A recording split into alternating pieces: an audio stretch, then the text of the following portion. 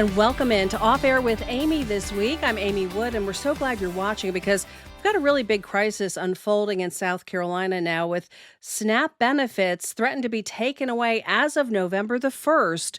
And so families are trying to figure out what they're going to do. There are 500,000 plus people in South Carolina and another 1.5 million in North Carolina. So in the Carolinas, we have almost 2 million people that are impacted in many hundreds of thousands of families. Many of them have more than one person, obviously, in them that are getting services. But this is about getting some extra money to make ends meet at the grocery store. That's what the EBT card does for these families, and they will not have it for the month of November, it sounds like. So this is the question. What can the community do about it? First of all, let's see what the governor of South Carolina suggests. He is talking about all of us pitching in.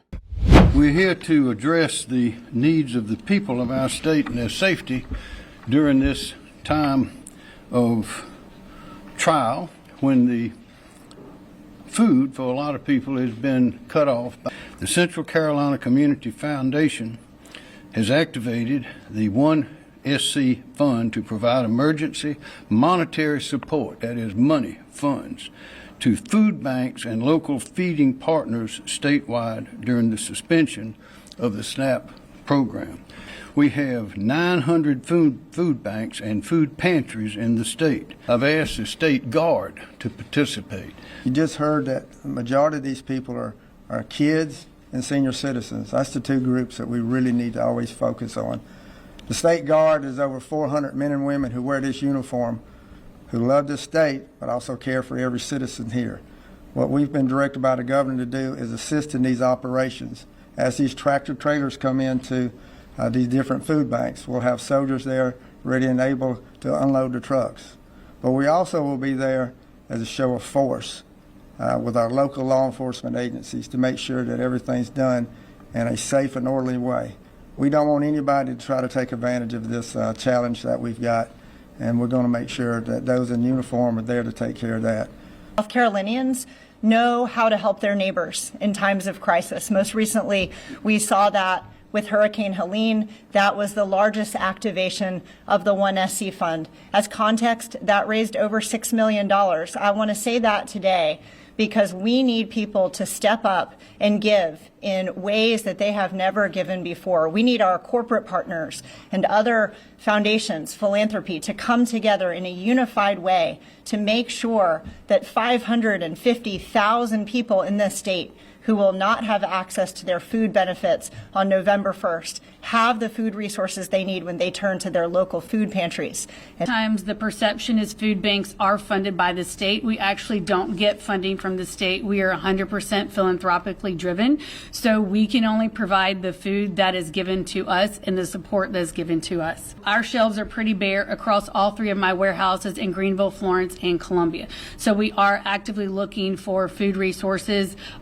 To purchase food is a 2 to 3 week lead time to get that tractor trailers of food into our facilities. So I just want everybody to understand this isn't a light switch I can flip on tomorrow and fill up all three of my warehouses to address the 550,000 people that are going to be needing assistance in about a week's time. So we do ask that everybody comes together and that we do take care of our neighbors. This is a moment for us to step up because people need to eat.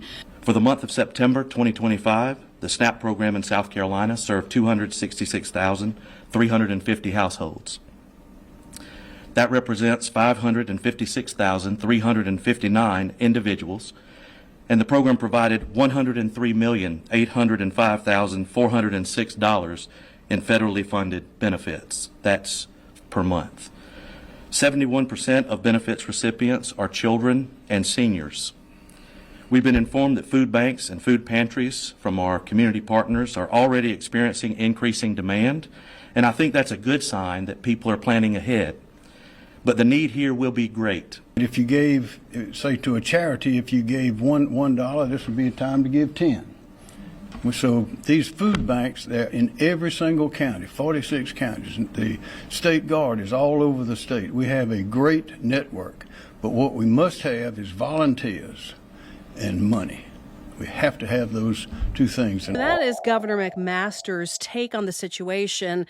But what about the local food banks? There are passionate, dedicated people who do this all the time, who are constantly trying to make sure that the 71% of children and elderly who are getting these benefits have what they need.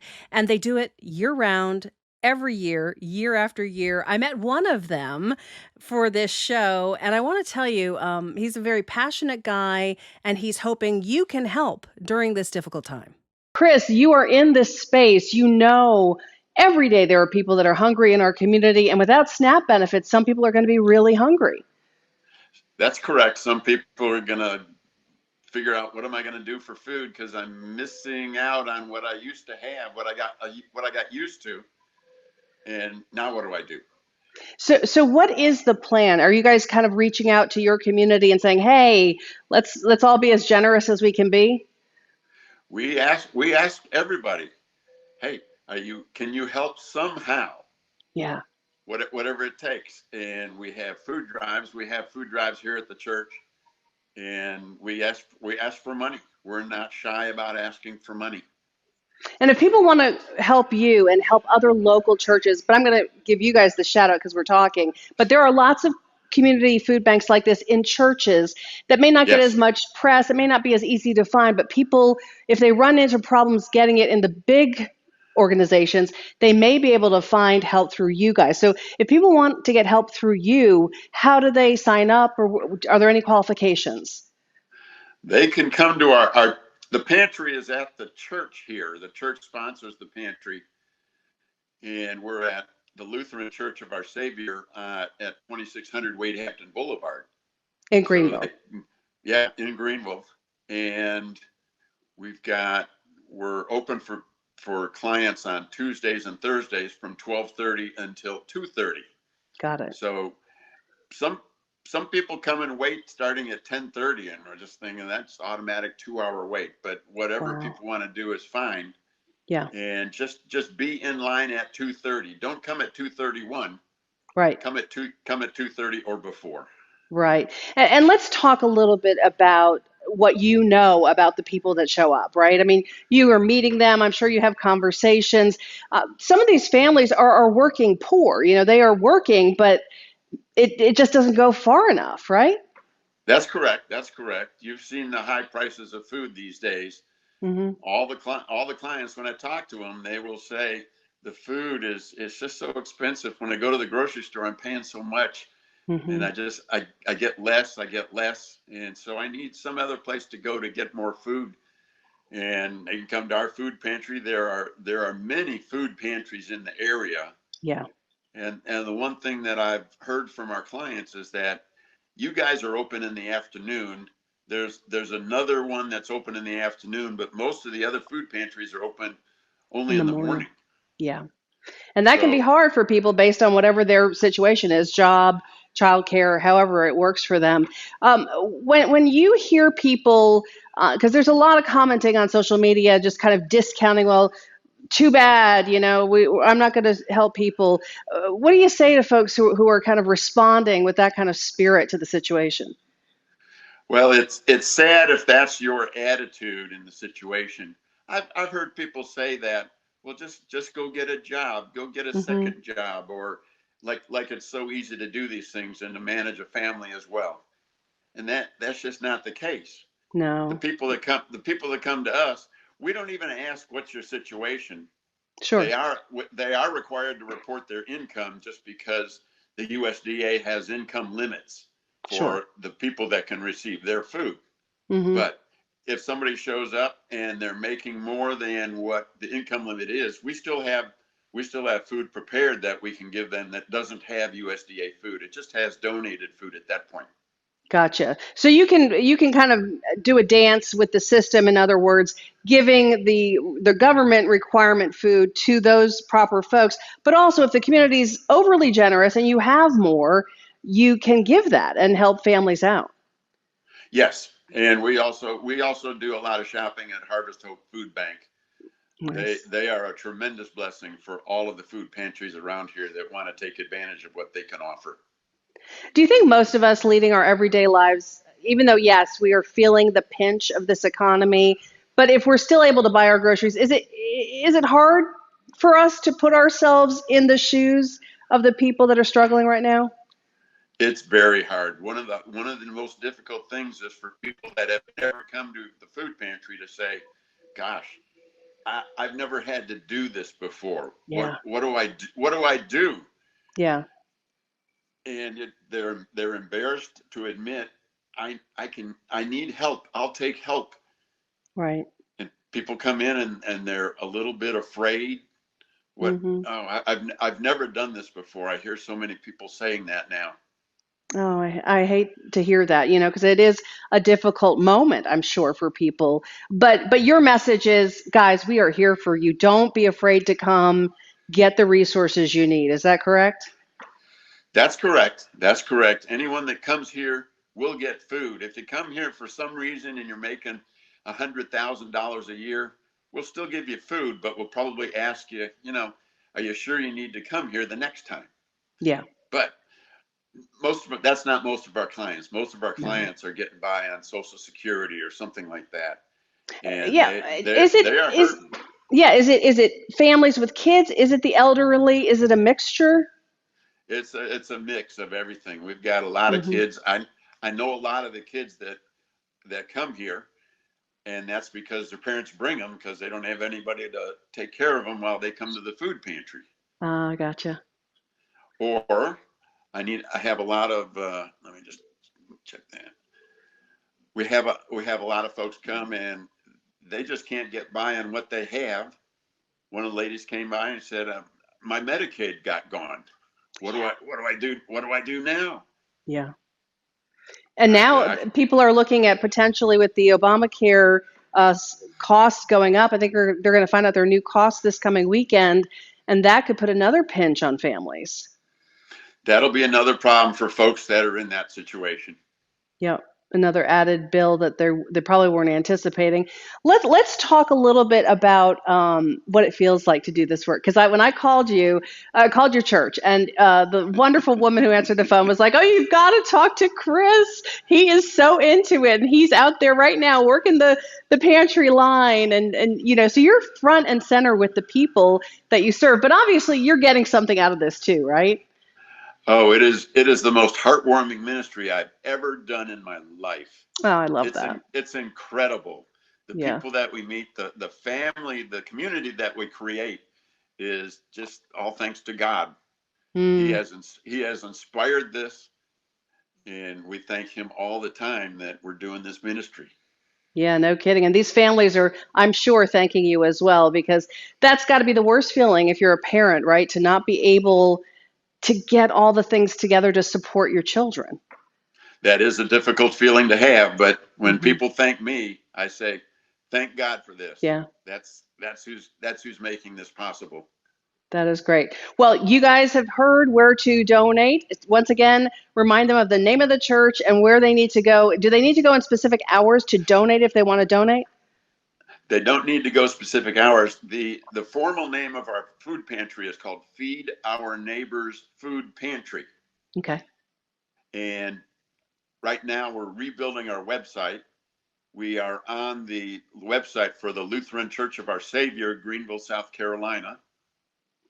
And then you can see what we're about there. But you can simply call the church and say, "Hey, I want to donate to this ministry. What do I need to do?" Yeah. And you can also then now explore if you're not in your neck of the woods, if you watching at home want to reach out to churches in your area to see if they also are doing this kind of work, because it is amazing how many churches really are trying to support the community. There's a very good website called livewellgreenville.org, Okay. and they have a tab that shows all of the food pantries that have signed up with them. Awesome. So it's one of those pin drop things that you can just go to and say, "Well, that one's close to me. Let me just click on that and see what it is." Perfect. Thank you, sir. Thanks for helping people discover resources. Thanks for doing the work and making sure people have what they need. Praise God for all of this ministry. Make sure to stay with us. Go to WSPA.com because we're going to have a lot of continuing coverage there and information that can help you get the resources you need. And when we come back today, we're going to be digging into the future of the workforce. Where are the gaps? What do we need in the upstate of South Carolina? Spartanburg has studied it once again. They're calling it 2.0 this time. We'll see what their workforce study says. Welcome back. If you want businesses to come, you got to have a workforce that's ready for them. And so South Carolina has been very good at this, merging with the technical colleges and these employers to try to keep the need met in the state of South Carolina. Well, Spartanburg is looking at its own situation because obviously there's tremendous growth. And I pulled in an expert to talk about their new workforce study. We've got Ron Garner with us, who was a big part of this study, helping to kind of navigate the scope and the purpose behind this, Ron. So let's talk a little bit about, first of all, why OneSpartanburg and the community in general wanted to find out more about our workforce. Yeah, absolutely. Thank you, Amy, for having me on. Really quickly, a little bit of background. We did a study in 2022, the first talent gap analysis, and it really took a kind of a current look at the workforce here in Spartanburg, as well as the needs that we had at the time. So our talent gap analysis 2.0 does a lot of the same, but it also is much more forward looking in helping employers understand what the talents are out there, what the talent is out there in terms of the workforce, but also what can be done as we look forward into the next decade with all of Spartanburg's growth and expansion right now. And we are on fire. As we were to get ready to talk earlier, you said, I mean, our community is on fire. It is growing by leaps and bounds. There's so much interest in businesses coming here, people wanting to move here, which, expands the workforce, expands the skill sets. So let's talk about where the gaps are, like in terms of and gaps are opportunities, right? I mean, these are opportunities to fill. So talk about the gaps. Right. Well, that's what this report is all about, is opportunities, future opportunities. And being a retired school superintendent like I am, I'm very interested in Spartanburg's talent, right? And Sure. so really taking a look at how we can better align what we're doing in K-12 with employers, with industry leaders, but also aligning higher ed. So a greater alignment between K-12 higher ed and our employers, and really sitting down and listening to what their current needs are as well as their future needs. One of the things that we really want to focus on is ensuring that our youth have opportunities in terms of work-based learning. So as students are juniors and seniors in high school, and as they're making decisions about what they want to do with the rest of their lives, Spartanburg is taking a look at how we can not only give them those opportunities within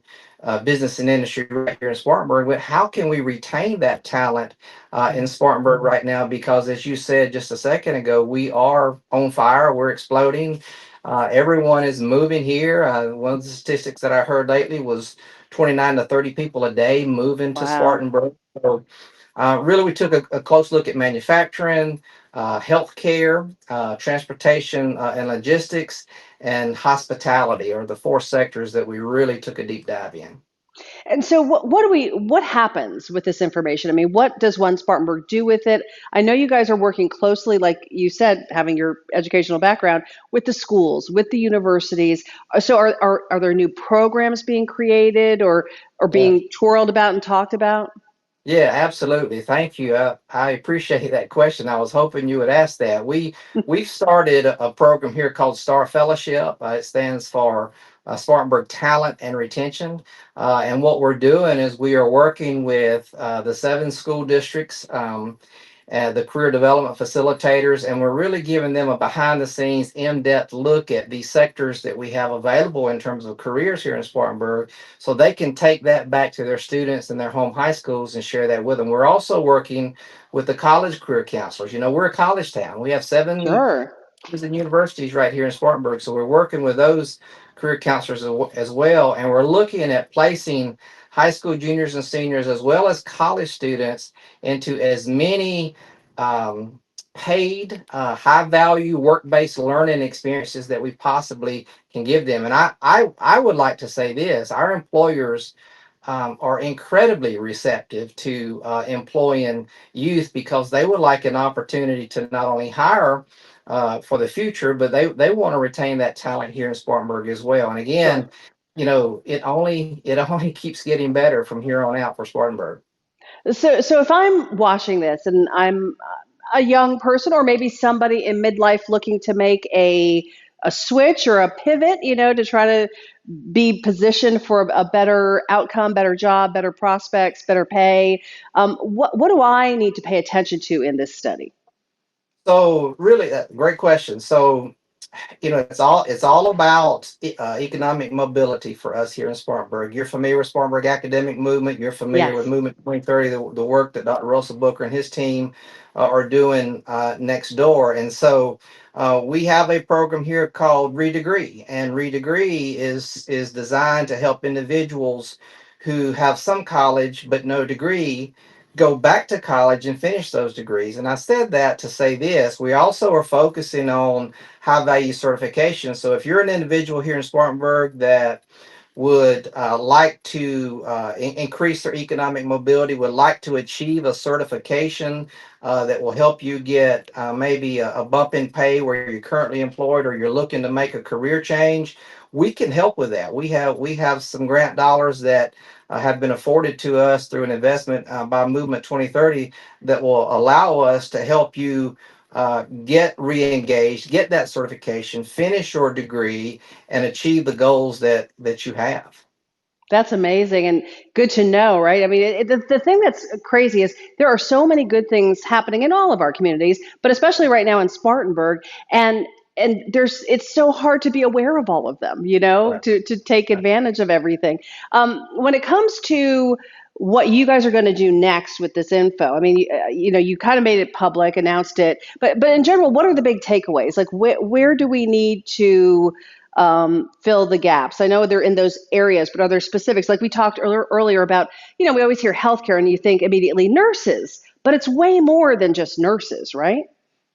Right. So we released the talent gap analysis a little over a week ago. Hmm. And we released it at an event called the Upstate Talent Forum that is Yeah. hosted by USC Upstate. It was a great event. We had national speakers, regional speakers. We looked at more light cast data.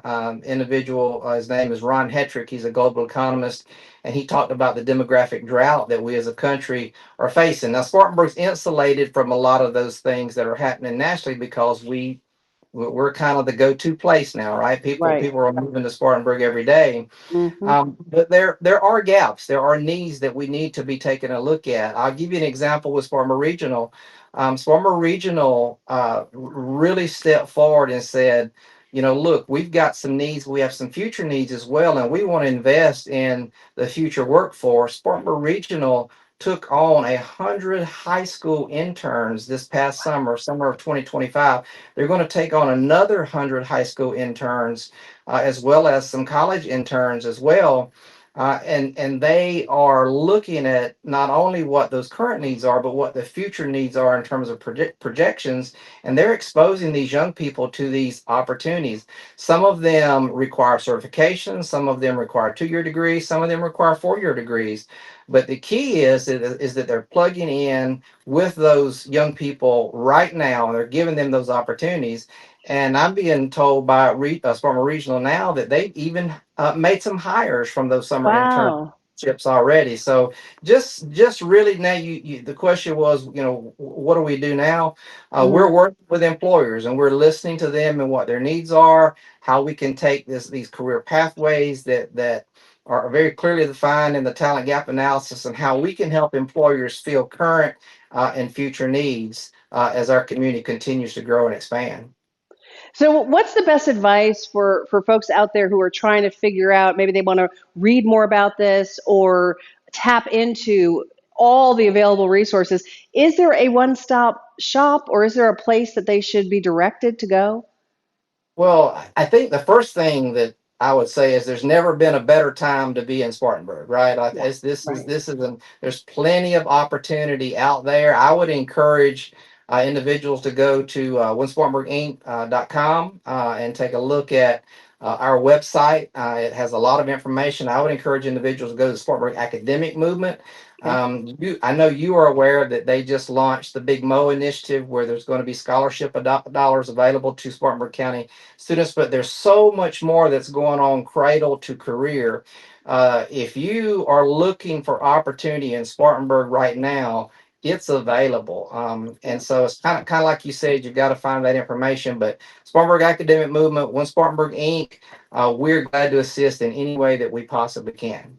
Well, good luck with everything. So good to get more information and get a better understanding of the community and where it's headed, because it looks like it's headed up. Thanks for watching Off Air with Amy this week. We hope that your family gets through this crisis, if you are in it, without any problems regarding the food situation. And stay with 7 News. Again, we're going to continue to follow that story and many others.